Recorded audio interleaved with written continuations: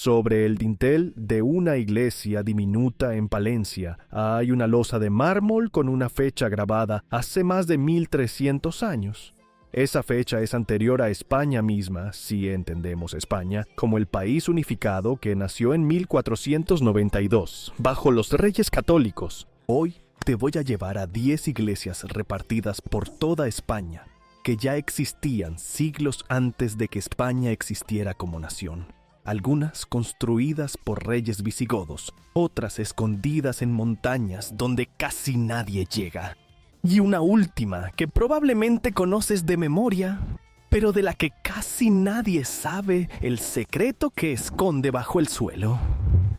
Ese último templo te va a sorprender, y no porque sea un lugar oculto, sino exactamente por lo contrario. Quédate hasta el final, porque sin él, esta lista pierde todo su sentido. Si es la primera vez que nos ves, este canal se llama Buscador de lo Místico.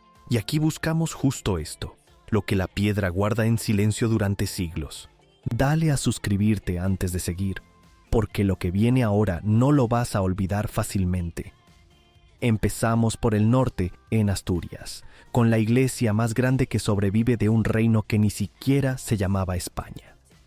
Olvídate de la imagen típica de una iglesia prerrománica pequeña y oscura. San Julián de los Prados, en Oviedo, también conocida como Santullano, es la iglesia prerrománica más grande que se conserva en toda España, construida hace casi 1200 años para un rey que gobernaba un reino diminuto y aislado en las montañas del norte, mientras el resto de la península estaba bajo dominio musulmán. Su tamaño resulta todavía más sorprendente si se piensa en los recursos limitados de aquel reino, capaz apenas de sostener un ejército pequeño, pero dispuesto igualmente a invertir en una capilla palatina de semejante envergadura. El templo se levantó alrededor del año 830 por orden del rey Alfonso II, apodado el Casto, como capilla palatina junto a su residencia real en Oviedo. En aquel momento, casi toda la península ibérica llevaba más de un siglo bajo el poder de los emires omeyas de Córdoba, y el pequeño reino de Asturias era prácticamente la única fuerza cristiana organizada que quedaba en pie, refugiada entre montañas que los ejércitos musulmanes nunca llegaron a controlar del todo. Mientras en el sur se levantaban mezquitas cada vez más suntuosas, en este rincón húmedo y verde del norte un puñado de nobles y clérigos intentaba mantener viva la idea de que aquel reino diminuto era, de algún modo, el heredero legítimo de la Hispania visigoda, que ya no existía. Lo que hace único a Santullano no es solo su tamaño, sino lo que cubre sus paredes por dentro, la colección de pinturas murales prerrománicas más importante de toda Europa occidental, con motivos geométricos y arquitecturas fingidas que imitan cortinajes y edificios, en un estilo que no se parece a nada de lo que se hacía en el resto del continente en esa misma época. Los colores, extraídos de pigmentos minerales locales, han conservado una intensidad sorprendente después de casi 12 siglos bajo la humedad asturiana. Los expertos llevan décadas debatiendo de dónde sacaron los artistas asturianos esta inspiración tan particular, ya que no existen paralelos claros ni en la tradición romana ni en la bizantina. Imagina entrar en esa iglesia hace casi 1200 años, en plena Edad Media temprana, cuando la mayoría de los edificios religiosos de la época eran construcciones humildes de piedra sin apenas decoración, y encontrarte con paredes enteras pintadas de arriba abajo con colores vivos, columnas fingidas y cortinas pintadas que parecían moverse con el viento que no existía. Para un campesino asturiano del siglo IX, aquello debía de parecer no menos que un milagro construido con las manos de los hombres. Algo tan alejado de su vida cotidiana como lo sería hoy para cualquiera de nosotros entrar en un edificio salido directamente de otra época del mundo. El reino de Asturias que construyó esta iglesia terminaría, generaciones después, convirtiéndose en la semilla de los reinos de León y Castilla, los mismos que siglos más tarde se unirían con el reino de Aragón para formar lo que hoy llamamos España. Es decir, Santullano no solo es más antigua que España, es en cierto sentido uno de los primeros ladrillos con los que, sin saberlo, se empezó a construir la idea misma del país, mucho antes de que nadie en aquel valle asturiano pudiera imaginar siquiera esa palabra. Escribe en los comentarios una sola palabra: sí. si alguna vez has visitado una iglesia de más de 1000 años o no, si nunca te ha tocado pisar una tan antigua. Santullano impresiona por su tamaño y sus pinturas. El destino número 9 te lleva a una capilla diminuta escondida en la montaña, tan pequeña que parece hecha a la medida de un secreto. Olvídate de llegar en coche hasta la puerta. A Santa Cristina de Lena, en pleno corazón de Asturias, solo se puede acceder subiendo a pie por un camino empinado que sale del pueblo de Lena, y aún así, cada año llegan cientos de personas dispuestas a hacer ese esfuerzo por ver una capilla que apenas mide unos pocos metros de largo. Construida en el siglo IX, probablemente durante el reinado de Ramiro I, Santa Cristina de Lena se alza solitaria sobre un promontorio rocoso, como si sus constructores hubieran querido que fuera lo primero que se viera al llegar al valle y lo último en desaparecer al alejarse. Por fuera es sobria, casi austera, construida con la misma piedra oscura de las montañas que la rodean, sin apenas ventanas, como si estuviera diseñada para resistir tanto a los inviernos asturianos como a cualquier posible incursión desde el sur. Por dentro esconde algo que no se encuentra en ninguna otra iglesia asturiana de su época: un iconostasio de piedra tallada, una especie de celosía calada que separaba el altar del resto de la nave, decorada con arcos entrelazados que dejan pasar la luz en pequeños fragmentos, como si alguien hubiera querido dibujar sombras en movimiento sobre el suelo de piedra. Los historiadores han comparado durante décadas este elemento con las tradiciones litúrgicas del Mediterráneo oriental, aunque nadie ha podido explicar con certeza cómo llegó esa influencia hasta un valle remoto de la cordillera cantábrica en pleno siglo IX, en un reino tan pequeño y aislado que apenas aparece mencionado en las crónicas de la época. Algunos investigadores apuntan a que pudo llegar a través de monjes viajeros o de objetos litúrgicos importados, aunque la ruta exacta sigue siendo a día de hoy una incógnita sin resolver. Es uno de esos detalles que convierten a Santa Cristina en algo más que una simple capilla de montaña, en un pequeño rompecabezas arquitectónico que sigue sin resolverse del todo. Piensa en la sensación de llegar hasta allí después de subir el camino, sin coches, sin carreteras, solo el sonido de tus propios pasos y del viento entre los árboles, y encontrarte de pronto con una construcción de piedra que lleva más de 11 siglos en el mismo sitio, mirando el mismo valle, sobreviviendo a guerras, a reinos que nacieron y desaparecieron, y a un país entero que ni siquiera existía todavía cuando se colocó la primera piedra. Los pastores de la zona, durante siglos, usaron sin saberlo esa misma capilla como punto de referencia para orientarse en la niebla, sin sospechar del todo el valor histórico de la construcción que tenían delante. Santa Cristina de Lena forma parte, junto con Santullano y otras construcciones asturianas, de la declaración de la UNESCO que reconoce el arte prerrománico asturiano como Patrimonio de la Humanidad, un reconocimiento que llegó muchos siglos después de que estas iglesias dejaran de estar en la vanguardia de nada y se convirtieran simplemente en supervivientes silenciosos de un tiempo que ya nadie recuerda de primera mano.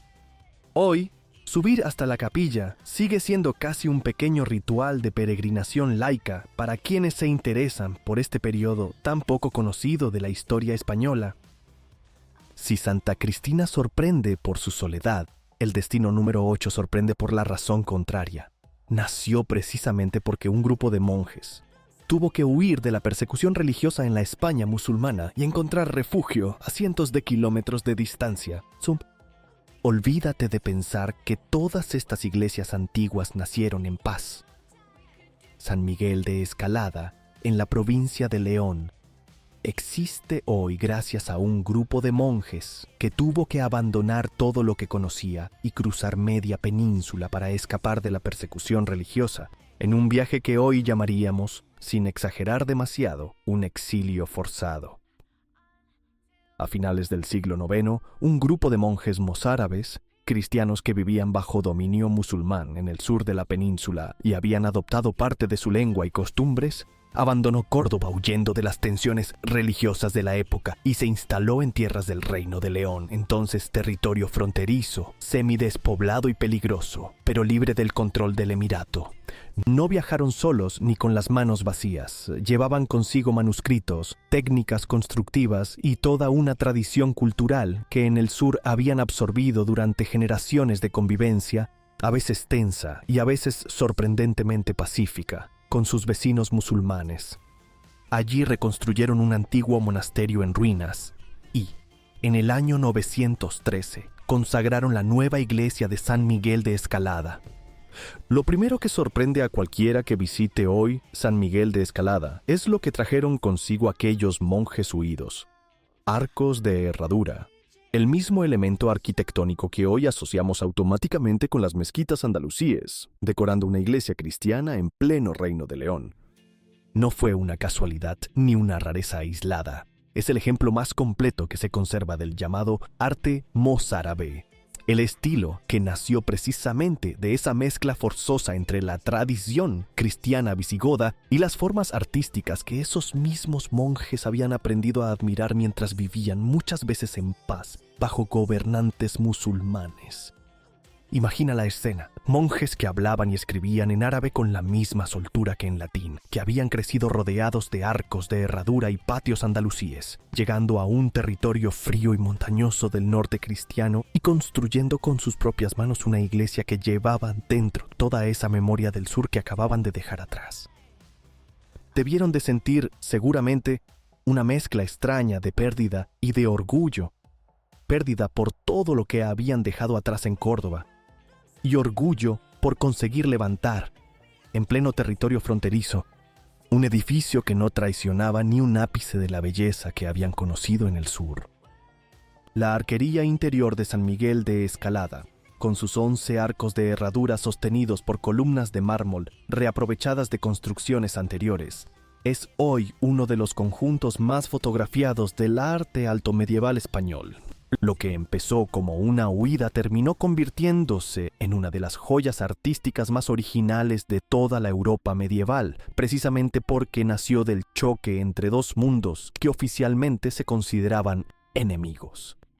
San Miguel de Escalada demuestra algo que rara vez se cuenta en los libros de historia más simplificados: que la frontera entre la España cristiana y la España musulmana nunca fue tan limpia ni tan absoluta como después se ha querido presentar, y que muchas de las ideas artísticas más originales de la época nacieron precisamente en esa zona gris donde ambos mundos se rozaban.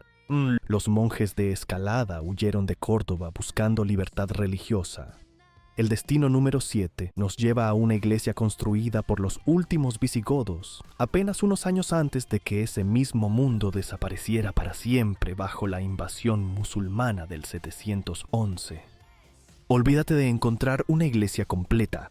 De Quintanilla de las Viñas, en un rincón despoblado de la provincia de Burgos, solo queda en pie el ábside y parte del crucero, y aún así, ese fragmento incompleto se considera uno de los testimonios más importantes de todo el arte visigodo que sobrevive en España. La construcción se sitúa en el siglo VII y algunos historiadores creen que pudo ser una de las últimas grandes obras visigodas levantadas antes de la invasión musulmana del año 711, junto con templos como Santa María de Melque. Su ubicación en la comarca de Lara, rodeada de restos celtas, romanos y medievales de distintas épocas, sugiere que aquel territorio llevaba siglos siendo un cruce de caminos y de culturas mucho antes de que los visigodos decidieran construir allí su iglesia. Un documento conservado en el cartulario del monasterio de San Pedro de Arlanza, fechado en el año 879, cuenta que un conde local llamado Gundisalvo Telles ordenó restaurar la iglesia, lo que demuestra que, apenas 2 siglos después de construida, Quintanilla de las Viñas ya era considerada un lugar lo bastante importante como para merecer una reconstrucción. Lo que hace único a este templo es su decoración exterior, una serie de medallones tallados en piedra, situados en las esquinas del ábside, con representaciones que los expertos interpretan como el sol y la luna personificados, un motivo que no tiene comparación clara en ningún otro edificio visigodo conocido. De los 6 medallones previstos originalmente, solo 3 llegaron a esculpirse por completo, como si los canteros hubieran tenido que abandonar el trabajo a medio terminar, quizás por la propia invasión musulmana que acabaría poco después con el mundo que los había encargado. Durante décadas, historiadores del arte han discutido si esos símbolos hacen referencia a tradiciones romanas tardías, a influencias orientales llegadas a través del Mediterráneo, o simplemente a una interpretación cristiana muy particular del paso del tiempo y de los ciclos celestes. Piensa en un campesino visigodo, hace 1300 años, entrando en esta pequeña iglesia rodeada de nada más que campos y colinas, y levantando la vista para encontrarse con el sol y la luna tallados en piedra sobre su cabeza, como si los constructores hubieran querido recordarle que dentro de esas paredes el tiempo se medía de otra manera, más antigua y más solemne que en el resto de su vida cotidiana. La techumbre original de bóveda desapareció hace siglos y a comienzos del siglo XX se sustituyó por una simple cubierta de madera. Un gesto modesto que al menos permitió que el resto del edificio siguiera en pie hasta nuestros días en lugar de derrumbarse por completo, como ocurrió con tantas otras construcciones similares de la misma época de las que hoy no queda ni rastro. Hoy, quien se acerca hasta Quintanilla de las Viñas encuentra un paisaje casi vacío, sin pueblo alrededor, solo el ábside solitario recortado contra el cielo de Burgos, exactamente el tipo de escena que uno esperaría encontrar en una leyenda antigua, no en un monumento que se puede visitar cualquier fin de semana. Quintanilla de las Viñas sobrevive a medias, como un fragmento de un poema del que se perdieron la mayoría de los versos, y quizás precisamente por eso, invita tanto a imaginar cómo habría sido el edificio completo. El destino número 6 nos lleva a otro templo visigodo, este construido literalmente sobre un antiguo monasterio en ruinas, en un paraje tan aislado que durante siglos casi nadie se acordó de que seguía en pie. Olvídate de imaginar esta iglesia rodeada de un pueblo, de casas, de vida cotidiana alrededor. Santa María de Melque, en un paraje solitario de la provincia de Toledo, lleva siglos completamente sola, en medio de un monte donde el silencio solo se rompe con el viento y alguna vez con el motor de un coche que llega desde muy lejos para visitarla. Construida entre finales del siglo VII y principios del VIII, en los últimos años del reino visigodo antes de la invasión musulmana, Santa María de Melque formaba parte de un monasterio del que hoy solo se conservan los cimientos excavados en el terreno que la rodea.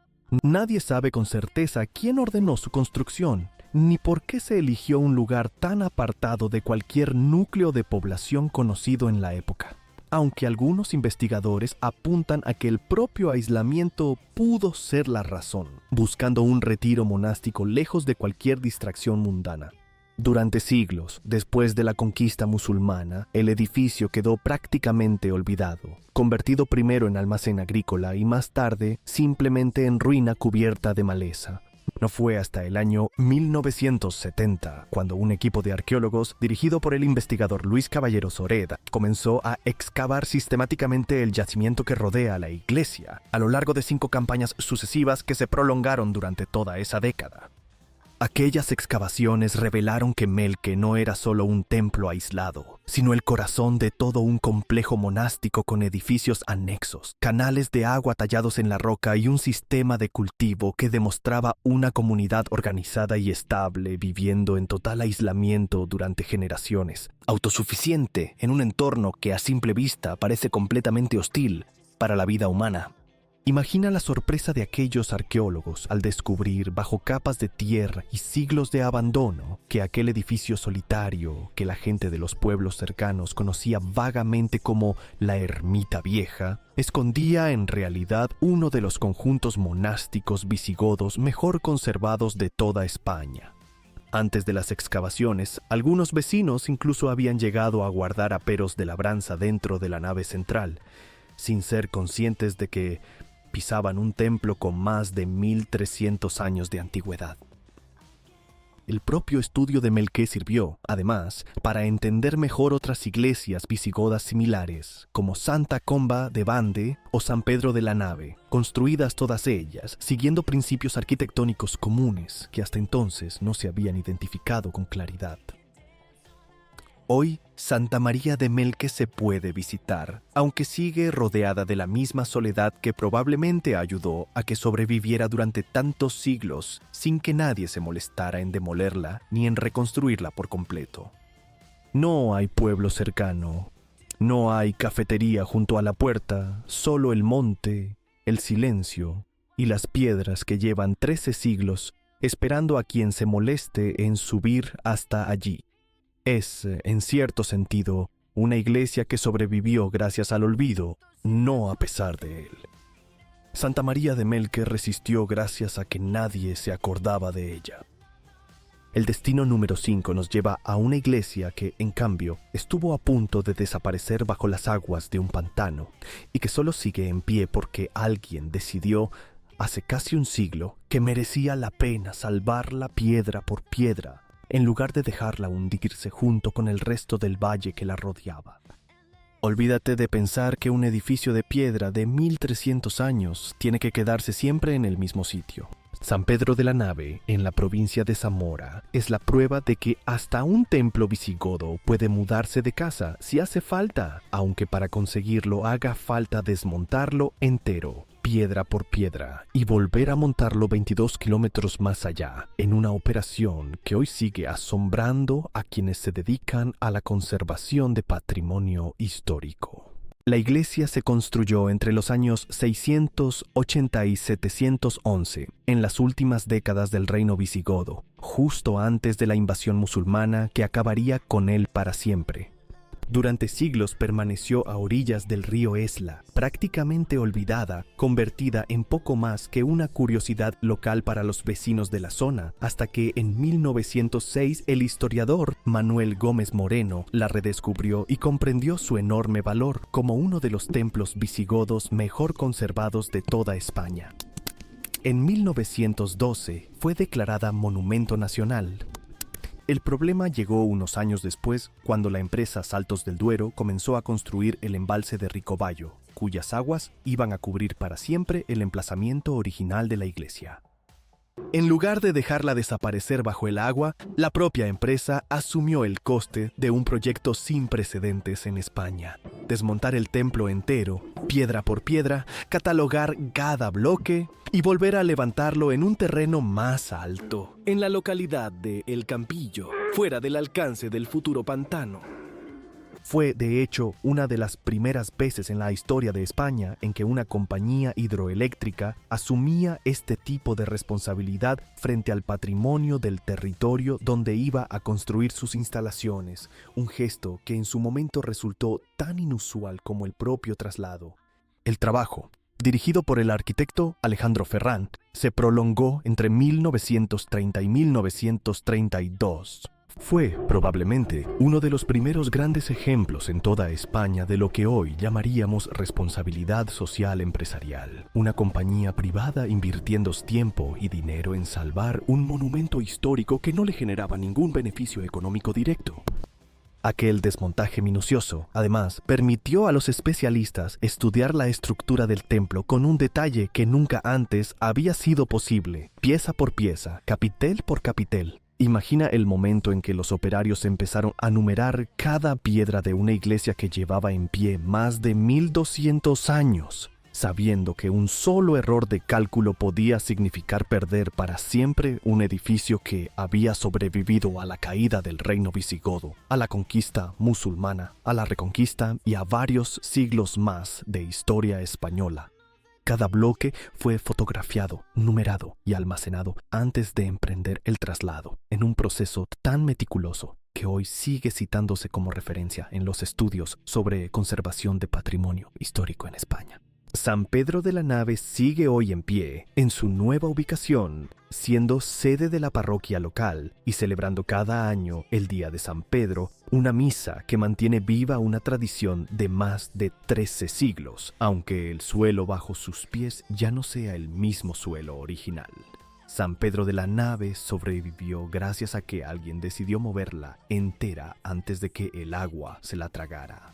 El destino número 4 nos lleva a otra iglesia visigoda, esta construida en cruz griega junto a un antiguo camino romano y considerada por algunos historiadores como la primera de su tipo en toda España.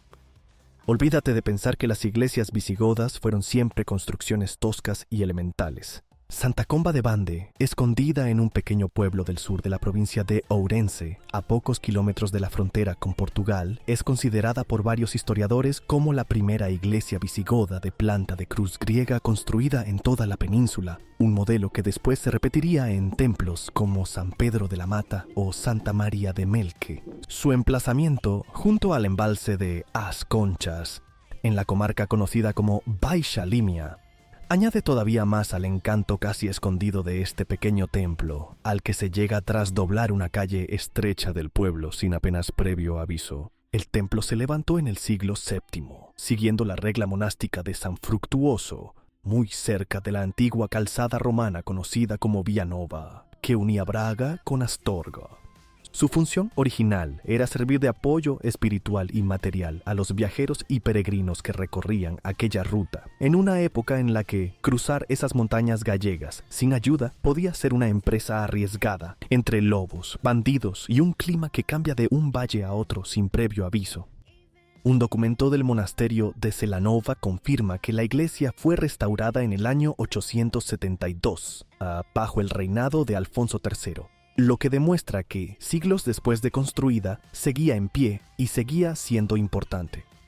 ¿Recuerdas la losa de piedra con la fecha grabada de la que hablamos al principio de este vídeo? Santa Comba de Bande guarda algo parecido, aunque menos evidente.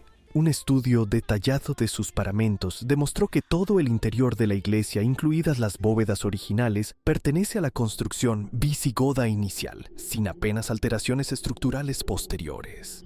Es decir, cuando entras hoy en Santa Comba, las piedras que tocas con la mano son, en su inmensa mayoría, las mismas que colocaron los primeros monjes hace 14 siglos. En su interior conviven, de forma casi surrealista, dos capas de tiempo completamente distintas. La arquitectura austera y geométrica del siglo VII, con sus arcos de herradura y sus bóvedas de ladrillo al estilo romano, y unas pinturas murales de vivos colores, añadidas 6 siglos después, ya en pleno periodo gótico, sobre las mismas paredes que los primeros monjes habían dejado desnudas de piedra. Pocas iglesias en España permiten ver, en un solo golpe de vista, la distancia de 700 años entre dos momentos tan diferentes de la historia del arte cristiano. Algunos investigadores incluso discuten si el templo original fue construido bajo dominio visigodo o un poco antes, durante el breve reino suevo que gobernó Galicia antes de ser absorbido por los visigodos, lo que la convertiría en un testigo directo de una de las fusiones de reinos más olvidadas de toda la historia peninsular.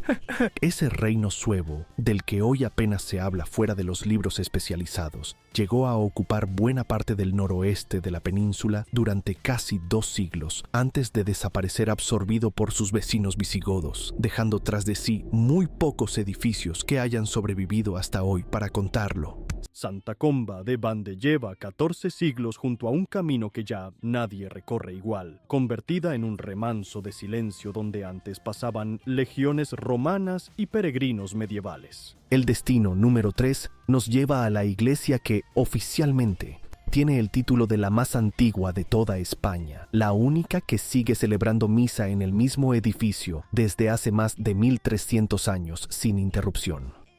Olvídate de cualquier otra candidata a iglesia más antigua de España. San Juan Bautista de Baños, en la pequeña localidad palentina de Baños de Cerrato, tiene algo que ninguna otra de esta lista puede ofrecer. Una fecha de consagración exacta, grabada en piedra, y casi 1370 años de misas celebradas sin interrupción en el mismo edificio, en una localidad que hoy apenas supera los 400 habitantes, pero que en época romana ya era conocida por sus villas y sus baños termales. La lápida de mármol que corona el arco triunfal del templo lo dice todo, en un latín poético que cualquier visitante puede leer traducido junto al original. El rey visigodo Recesvinto, dedicó esta basílica a San Juan Bautista, y la ceremonia solemne de consagración se cree que tuvo lugar el 3 de enero del año 661. La inscripción, escrita en hexámetros, dice literalmente que el propio rey, devoto de San Juan, dedicó la basílica de lo suyo propio, en el año tercero, después del 10º de su reinado. Tresesvinto reinó entre los años 653 y 672, y según la leyenda local, mandó construir la iglesia en agradecimiento por haberse curado de una enfermedad renal gracias a las aguas de un manantial cercano, el mismo que da nombre al pueblo, Baños de Cerrato.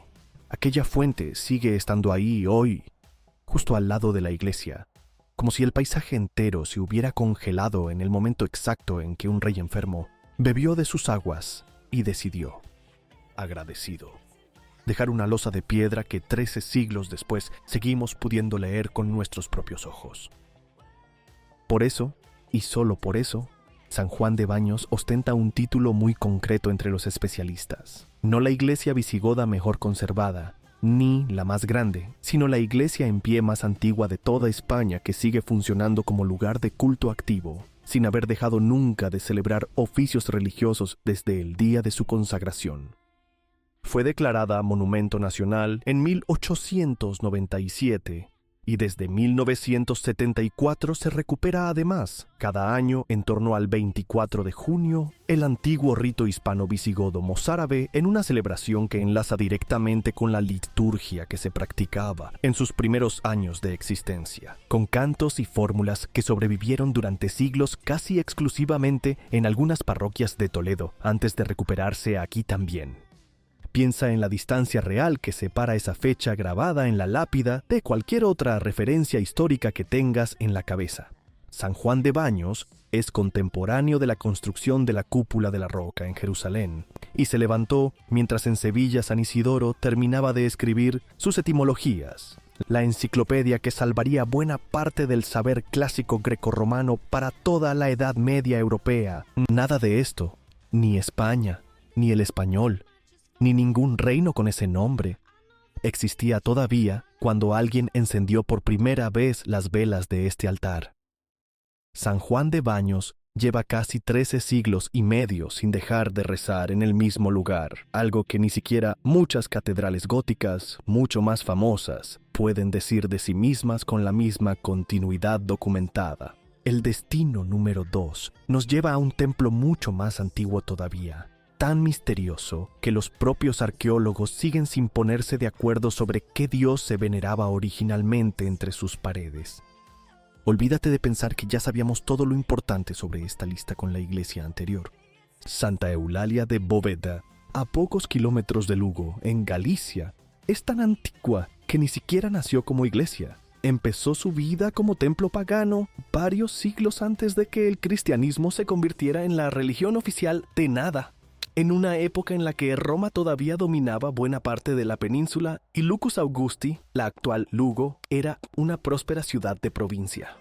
El edificio se construyó entre los siglos III y IV, en plena época romana tardía, y todo apunta a que estuvo dedicado a Cibeles, la diosa madre de origen frigio, cuyo culto, con rituales tan intensos como el sacrificio de toros conocido como taurobolio, se había extendido por buena parte del Imperio Romano. En su interior se conserva una sala rectangular cubierta por una bóveda de cañón, con una pequeña piscina en el centro y, sobre todo, unas pinturas murales excepcionalmente bien conservadas que representan aves, perdices, faisanes, pavos reales, símbolo directo de la propia diosa, además de palomas y un ganso, entre motivos vegetales que aluden al mito de Cibeles y su amante Atis, representado a través del pino sagrado y su fruto. Nadie sabe con certeza cuándo ni cómo se produjo exactamente la conversión del templo al culto cristiano, aunque los estudios sitúan ese cambio hacia el siglo VI, ya en época visigoda, con la llegada del culto a Santa Eulalia que da nombre al lugar hasta hoy. Las pinturas murales inferiores, que probablemente representaban escenas más explícitas de los misterios de la diosa, desaparecieron precisamente en ese momento de cristianización, como si alguien hubiera querido borrar deliberadamente el rastro más incómodo del pasado pagano del edificio. Lo que sí sabemos es que, siglos después, Una reforma en el siglo XVIII provocó el hundimiento de parte de la bóveda original, obligando a construir una nueva iglesia parroquial justo al lado, mientras el templo antiguo quedaba sepultado bajo tierra y prácticamente olvidado durante generaciones. El redescubrimiento llegó por puro azar en 1926, cuando un párroco local llamado José María Peinado notó que el suelo de su propia iglesia presentaba un estado extraño, como si escondiera algo debajo, con grietas y hundimientos que no encajaban con una simple humedad. Al investigar, apareció una estructura abovedada de 3 naves con una piscina en el centro. Exactamente el templo antiguo que llevaba siglos esperando bajo sus pies sin que nadie lo supiera. Los trabajos de limpieza y restauración se prolongaron durante años y el monumento fue finalmente declarado bien de interés nacional poco después. Imagina ser ese párroco celebrando misa cada domingo durante años sobre un suelo que ocultaba en secreto un santuario dedicado a una diosa pagana 14 siglos más antigua que la propia parroquia que él dirigía sin la menor sospecha de lo que pisaba cada mañana.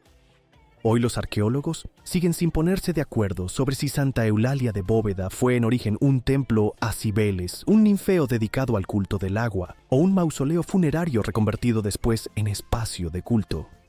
Tal vez, como apuntan algunos investigadores, ninguna teoría sea del todo cierta, o tal vez lo sean todas a la vez, en distintos momentos de una historia que se resiste a dejarse contar de una sola manera. Santa Eulalia de Bóveda guardó su secreto bajo tierra durante siglos. El destino número 1 no ha necesitado esconderse nunca. Es probablemente el monumento religioso más fotografiado de toda España, y aún así casi nadie sabe lo que hay bajo su suelo. Sí, has oído bien. Después de 9 iglesias que probablemente no conocías, o de las que como mucho habías oído hablar por encima, el primer puesto de esta lista lo ocupa uno de los edificios más fotografiados del planeta, la Mezquita Catedral de Córdoba. Y no está aquí por casualidad, ni por ser un templo cristiano en el sentido más evidente. Está aquí porque, bajo el suelo del monumento islámico más importante de Occidente, se esconden los restos de construcciones cristianas que podrían ser incluso más antiguas que la propia Basílica de San Juan de Baños que acabamos de ver. La historia oficial, repetida durante generaciones en guías turísticas y folletos, cuenta que Abderramán I construyó la mezquita en el año 785 sobre los restos de una basílica visigoda dedicada a San Vicente Mártir, que durante un tiempo habría sido compartida entre musulmanes y la comunidad cristiana mozárabe antes de ser derribada por completo. Esta versión se apoya en crónicas árabes tardías, escritas siglos después de los hechos, y fue recogida por primera vez por el arabista holandés Reinhard Dosy en el siglo XIX, que interpretó esos textos como prueba definitiva de la existencia de un gran templo cristiano previo. Entre 1931 y 1936, el arquitecto conservador del monumento, Félix Hernández, excavó el subsuelo de la sala de oración buscando confirmar esa leyenda, hasta que el estallido de la guerra civil obligó a detener los trabajos de forma abrupta, dejando el hallazgo a medio documentar y sin ningún informe final escrito por su propio autor. Lo que encontró fueron muros, suelos y los restos de lo que podría haber sido una pila bautismal, pertenecientes a construcciones de los siglos VI y VII, es decir, anteriores, con toda seguridad a la conquista musulmana del año 711. Aquí es donde la historia se vuelve más interesante de lo que cuentan la mayoría de las visitas guiadas. En las últimas décadas, arqueólogos como Pedro Marfil o investigadores del Consejo Superior de Investigaciones Científicas han cuestionado que aquellos restos correspondan exactamente a una única gran basílica dedicada a San Vicente.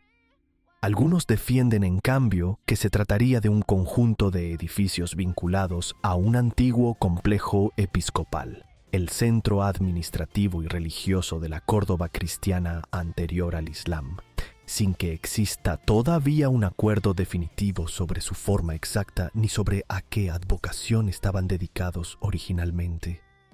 El propio Cabildo Catedralicio, que administra hoy el monumento, ha mantenido durante años la versión tradicional en sus carteles informativos, incluso después de que sus propios equipos de arqueólogos empezaran a expresar dudas serias sobre esa misma narrativa. Lo que nadie discute, ni siquiera los investigadores más críticos con la leyenda tradicional, es que bajo ese suelo hay estructuras cristianas de los siglos VI y VII, anteriores a la propia mezquita, anteriores a la conquista musulmana y muchísimo más antiguas que la España que hoy conocemos. El propio recinto ha habilitado un suelo de vidrio en una de sus zonas para que cualquier visitante pueda mirar hacia abajo y ver, literalmente, los cimientos de ese pasado discutido pero real, mientras camina entre los famosos arcos rojos y blancos de la Córdoba islámica. ¿Recuerdas la losa de piedra con la fecha grabada de la que hablamos al principio de este vídeo? Aquí no hay una losa que puedas leer con tus propios ojos, y esa es precisamente la diferencia. San Juan de Baños te ofrece una fecha exacta grabada en mármol del año 661 que puedes tocar con la mano. Córdoba, en cambio, te ofrece solo muros de piedra sin inscripciones, suelos rotos y una discusión académica que sigue abierta. Y aún así, cada año, millones de personas pasan a pocos metros de esos restos sin saber que están literalmente pisando un capítulo de la historia de España que ni siquiera los expertos han terminado de descifrar.